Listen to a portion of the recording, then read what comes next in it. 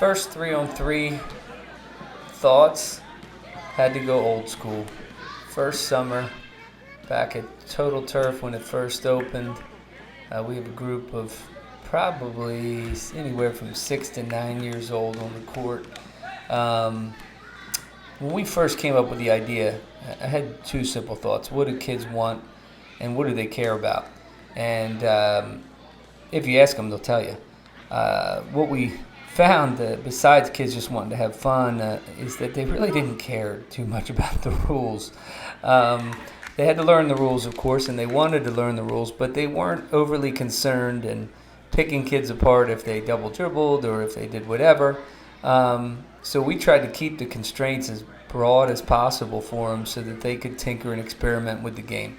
Many of you know I often liken learning how to play basketball with learning directions, learning to have a feel for a new city and where you are and how to move about that city and navigate your way through the city. And you need to know some main roads, you need to know how to dribble, you need to know how to pass, but then you oftentimes just need to get lost and experiment and interact with the game in new ways. And the more you can do so in a real environment to you, the better it is. And the beauty of 3-on-3 for the young kids is that to them, this is real basketball.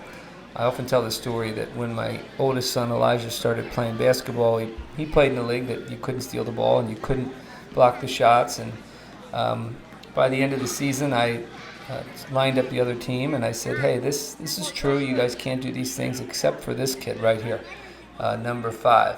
And their eyes lit up.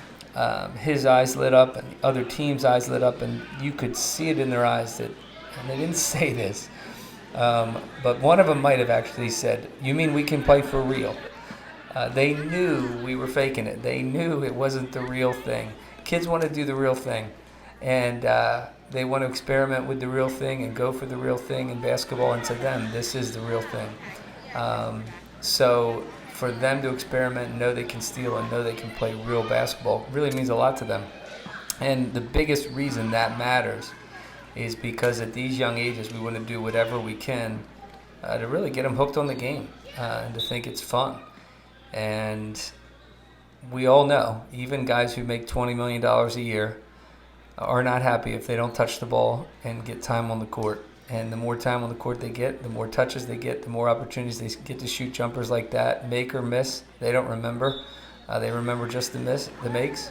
They're not too worried about it. So that's where it's at. First thoughts for 3-on-3. More to come. Love that old school footage.